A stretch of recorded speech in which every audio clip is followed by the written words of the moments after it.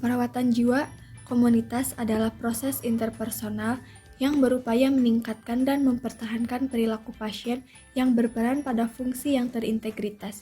Sistem pasien atau klien dapat berupa individu, keluarga, kelompok, organisasi, atau komunitas. Manajemen adalah proses dalam menyelesaikan pekerjaan melalui orang lain.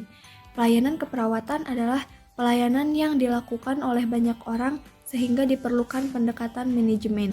Pendekatan manajemen adalah suatu proses kerjasama anggota staf keperawatan untuk memberikan asuhan, terapi, dan bantuan kepada para pasien. Selanjutnya, community mental health nursing adalah upaya untuk mewujudkan pelayanan kesehatan jiwa dengan tujuan pasien yang tidak tertangani di masyarakat akan mendapatkan pelayanan yang lebih baik. Pelayanan kesehatan jiwa berfokus pada masyarakat dimulai dari pelayanan tingkat kabupaten atau kota, puskesmas, kelompok khusus, sampai keluarga. Pelayanan ini dikenal dengan keperawatan kesehatan jiwa masyarakat atau community mental health nursing. Pelayanan prima keperawatan dikembangkan dalam bentuk manajemen pelayanan keperawatan profesional atau disingkat dengan MPKP. Rumah sakit jiwa telah mengembangkan MPKP dengan modifikasi dari MPKP yang telah dikembangkan di rumah sakit umum. Modifikasinya mencakup pembagian MPKP transisi, MPKP pemula, dan MPKP profesional.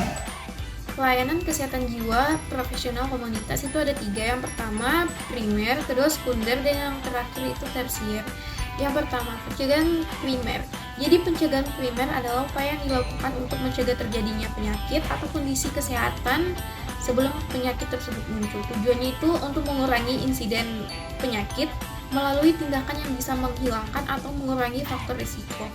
Di sini contoh-contohnya itu seperti promosi kesehatan ataupun penyuluhan. Yang pertama, itu ada program pendidikan kesehatan, program stimulasi perkembangan, dan juga program sosialisasi seperti manajemen stres ataupun lainnya, dan juga ada persiapan menjadi orang tua. Yang kedua, program dukungan sosial.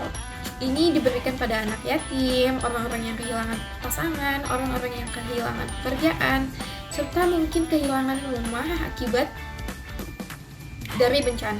Yang ketiga, program pencegahan penyalahgunaan obat. Ini contohnya seperti penyalahgunaan obat-obat narkotika. Dan yang keempat itu program pencegahan bunuh diri. Mengapa?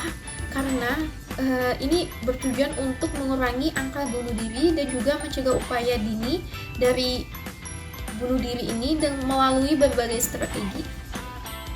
Selanjutnya, pencegahan sekunder.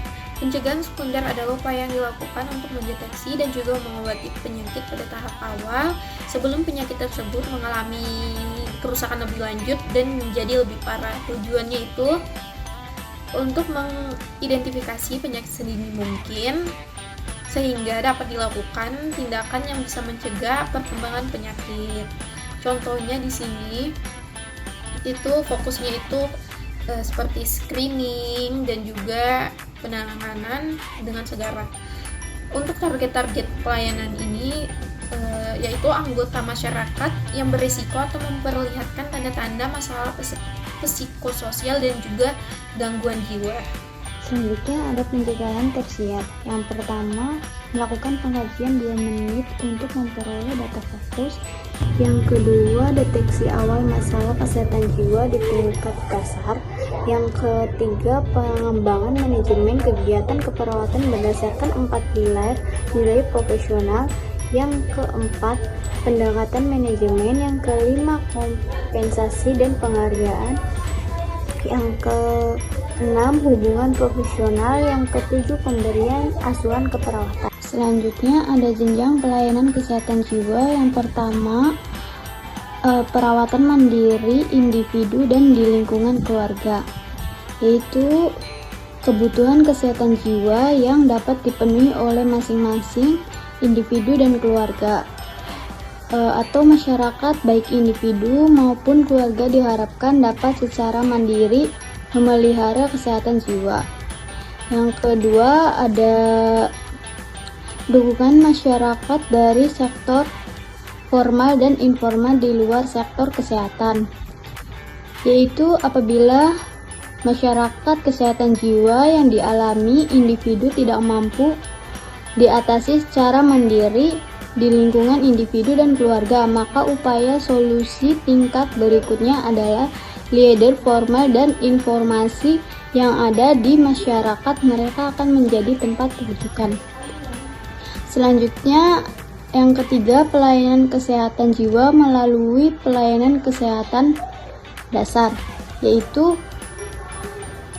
puskesmas memiliki pelayanan kesehatan jiwa untuk rawat jalan dan kunjungan ke masyarakat sesuai wilayah kerja puskesmas.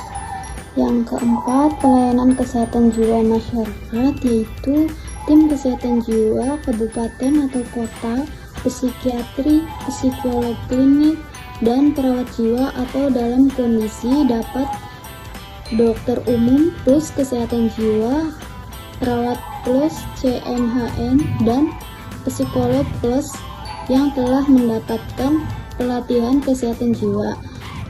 Tim berkedudukan di tingkat dinas kesehatan kabupaten atau kota. Tim bertanggung jawab terhadap program pelayanan kesehatan jiwa di daerah pelayanan kesehatan kabupaten atau kota. Yang kelima, pelayanan kesehatan jiwa di RSU atau RSUD, yaitu bisa menyediakan unit rawat jalan dan rawat inap untuk kasus-kasus gangguan jiwa. Contohnya, RSUD Dr. Soebandi Jember sudah menyediakan poli psikiatri dan rawat inap untuk pasien dengan gangguan jiwa. Yang keenam, pelayanan kesehatan jiwa di RSJ, yaitu merupakan pelayanan spesialis kesehatan jiwa yang difokuskan pada pasien gangguan jiwa yang tidak berhasil dirawat di keluarga atau puskesmas atau RSU. Selanjutnya ada peran dan fungsi perawat jiwa di komunitas.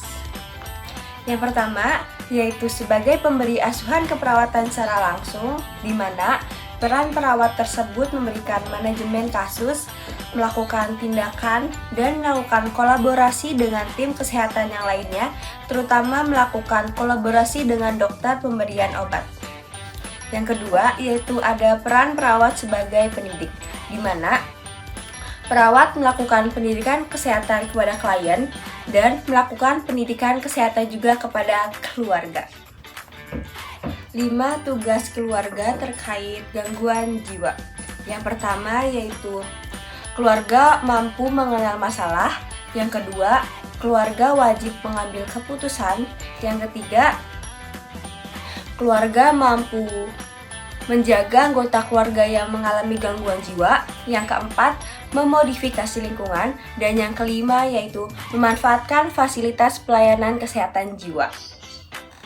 Selanjutnya yang ketiga yaitu ada advokat, di mana peran perawat membela hak-hak pasien yang seharusnya ada di dalam diri pasien.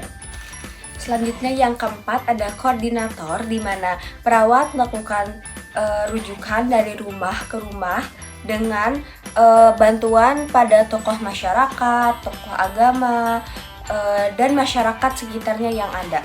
Kemudian yaitu perawat melakukan rujukan dari CMNH ke puskesmas, seperti itu. Mungkin sekian saja. Wassalamualaikum warahmatullahi wabarakatuh. Dadah.